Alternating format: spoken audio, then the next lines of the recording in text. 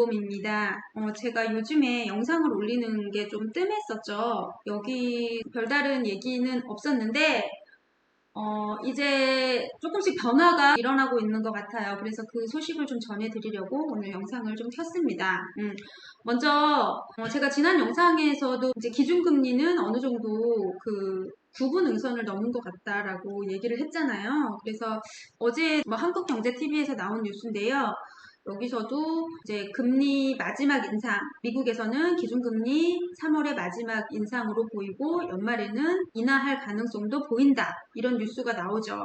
이 뉴스 말고도 거의 대부분의 뉴스에서는 금리가 이제 최고점은 거의 찍어가는 것 같고 한두 번 정도 더 인상을 할지 안 할지 그것까지는 잘 모르겠지만 어쨌든 이제 작년과 같은 급격한 금리 인상은 이제 더 이상 없을 거고 이제 경기 침체를 우려하는 그런 뉴스들이 더 많죠. 그래서 경기 침체가 심해지면 그때는 이제 금리를 인하를 하는 경우가 발생할 수 있습니다. 우리도 팬데믹 때 그 경험을 해봤잖아요. 갑자기 경기가 어려워지고 힘들어지면 중앙은행에서 돈을 막 풀어서 금리를 낮추고 양적 완화를 또 하잖아요. 그게 항상 사이클이 도는 거니까 또 그런 시기가 도래할 수도 있고 어떤 분들은 그게 뭐 내년이나 내후년으로 보고 아니면 어떤 분들은 올해 연말이 될 수도 있다라고 봅니다. 너무 힘들면은 또 금리를 인하해야 되잖아요. 작년에 급속도로 올랐던 금리 인상의 시기는 다 지나고 어쩌면 경기 침체가 돌아오기 때문에 더 힘든 시기가 다가오고 있을 수도 있어요. 하지만 부동산을 보는 입장에서는 자산의 가치로 봤을 때는 금리가 올라가면 자산 가격이 떨어지잖아요. 작년에 그래서 자산 가격이 많이 떨어졌던 게 사실이고 그래서 이제 이 금리가 다시 내려간다고 하면 또 자산 가격은 올라가겠죠. 우리는 항상 그런 걸 경험을 했으니까 그런 사이클을 잘 읽어보시고 좀 대응을 해보는 게 좋을 것 같습니다. 그래서 제가 영상을 중간중간에 올리면 이거를 보고 전화를 많이 하세요. 이게 전국에서 투자자분들이 여기 특히 평택 고덕에 관심이 정말 많으세요. 왜냐면 누구나 다 아시겠지만 삼성전자가 반도체 공장을 짓고 일자리들이 정말 많이 창출이 되고 있는 것도 사실입니다. 그래서 매일매일 바뀌고 있기 때문에 투자를 많이 해보신 분들이 이제 전국적으로 지도를 놓고 봤을 때 투자를 할 수 있는 곳을 딱딱딱 찍었을 때 평택이다라고 선택을 하시고 많이 투자 문의를 해오세요. 그리고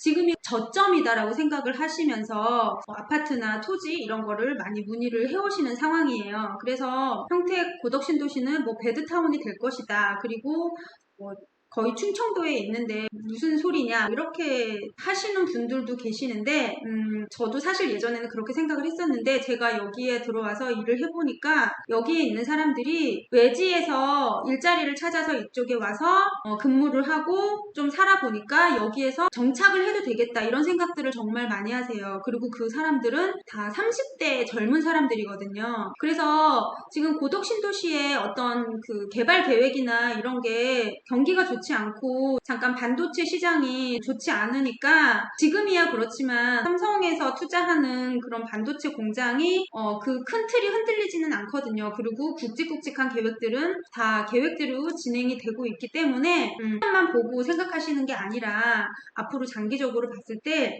여기에 정착을 해도 되겠다라고 생각하시는 분들이 정말 많으세요. 그래서 30대 젊은 분들이 여기서 돈을 벌어서 입지가 괜찮은 아파트에 사고 싶다. 그래서 많이 문의를 해오시거든요. 그런 분들이 늘어나면 여기는 정말 살기 좋고 정말 도시다운 도시가 되어가는 거죠. 그런 분들도 계세요. 이제 자기 자녀가 평택에 일자리를 마련을 하고 거기서 일을 할 만하니까 부모님들이 그러면 그쪽에 집을 사줘야 되겠다 하면서 자기 자녀들에게 집을 하나씩 사주려고 하시는 분들도 많으세요.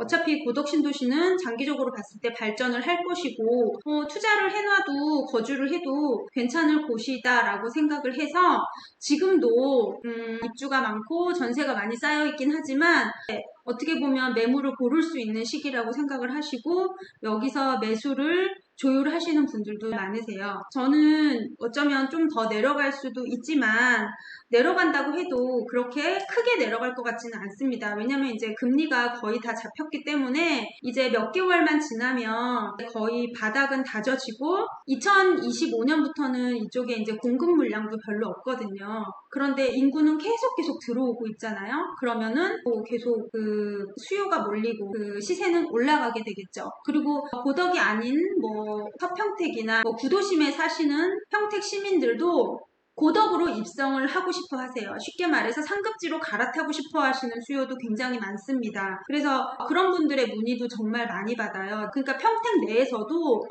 상급지로 생각을 하는 거죠. 평택 고덕을. 그래서 여기는 투자를 하셔도 괜찮고 대신에 뭐 1, 2년 안에 나는 전세 한 번 주고 말겠다 이러신 분들은 조금 더 신중하셔야 되겠고 여기서 나는 거주를 하고 좀 오래 보유를 하고 싶다 그러신 분들은 충분히 들어오셔도 괜찮다고 생각을 합니다.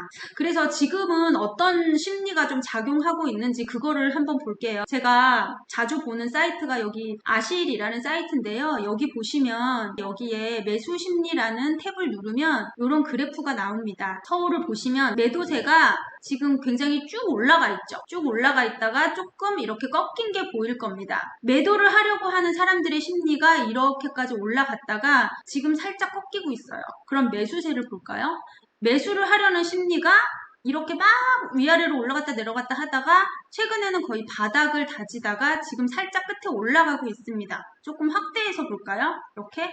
그러면 여기에 서울의 매수세가 그러니까 2021년도 이때부터 거의 바닥을 다지다가 지금은 살짝 올랐다가 지금도 그 자리에 있죠. 그런데 매도세는 어떤가요? 매도세는 매도하려고 하는 심리가 쭉 올라갔다가 지금 살짝 매도하려는 심리가 꺾였습니다.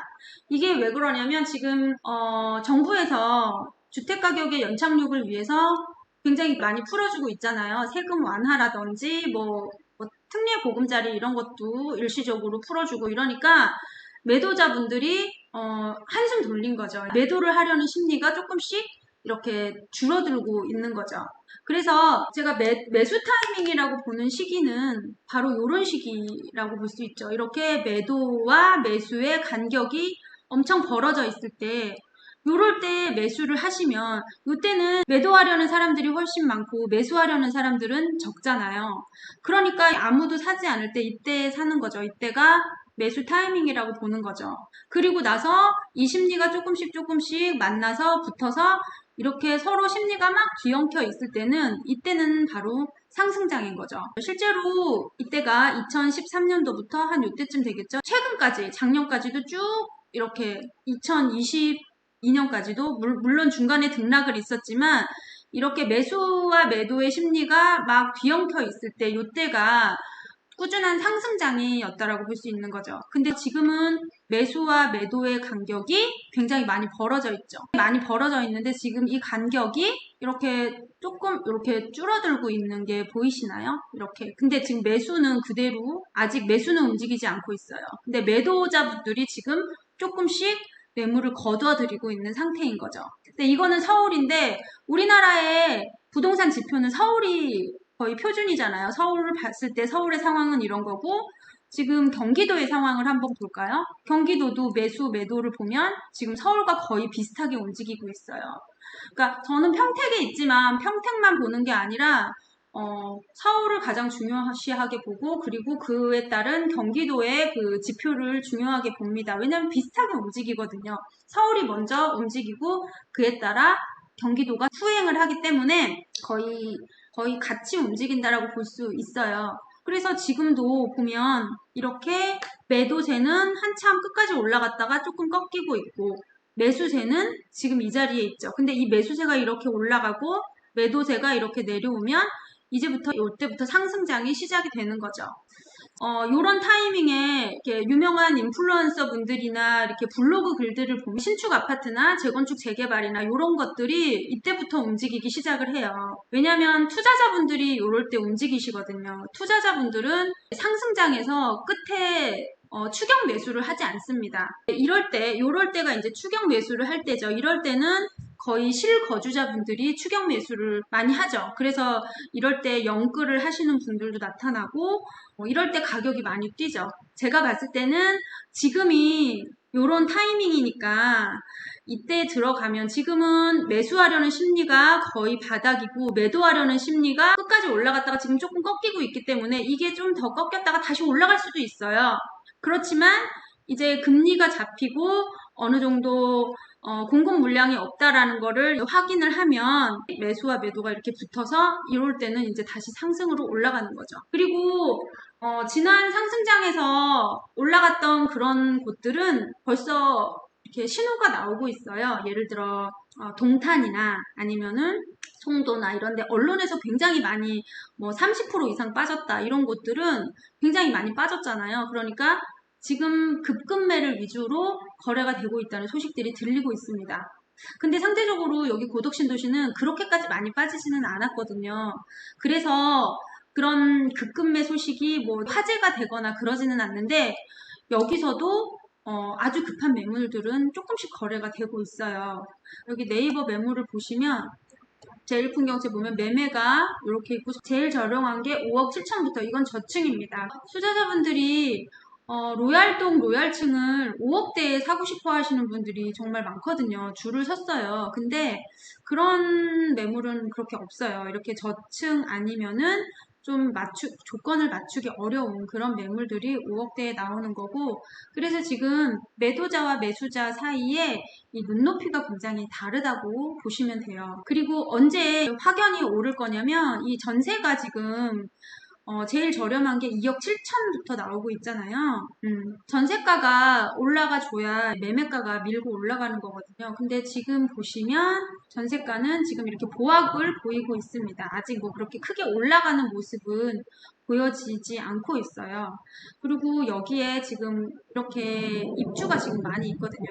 풍경채, 보더 풍경채 2차, 3차 지금 한참 입주를 하고 있기 때문에 좀 전세가가 여기 고덕신도시에서는 그렇게 반등을 바로 하기는 좀 어려울 것 같다 그런 생각이 들어요. 그래서 올해는 가격의 상승은 어렵겠지만 그래도 이 입주가 끝나고 또 한 2년 정도 지나면은 요즘에 인허가가 거의 없잖아요. 제가 인허가도 뽑아놓은 자료가 있긴 한데 이거를 좀 공개하기는 그렇고 이렇게 쭉 자료를 보면 인허가 물량이 그렇게 많지 않습니다. 지금 공사비도 많이 오르고 이제 점점 분양가는 더 높아지는 거죠. 그러니까 현재 지어지고 있는 아파트들이 지금은 가격이 높아 보일 수 있어도 한 4, 5년 지나면 이 가격이 굉장히 저렴하게 느껴질 겁니다. 왜냐면은 인플레이션 상승이 한 매년 2%에서 3% 정도 잡히고 그러면은 꾸준히 우상향을 하는 거잖아요. 장기적으로 봤을 때. 그래서 지금 매수를 하시는 분들도 계세요. 이 가격에서. 분양가랑 그렇게 가격 차이가 많이 나지 않기 때문에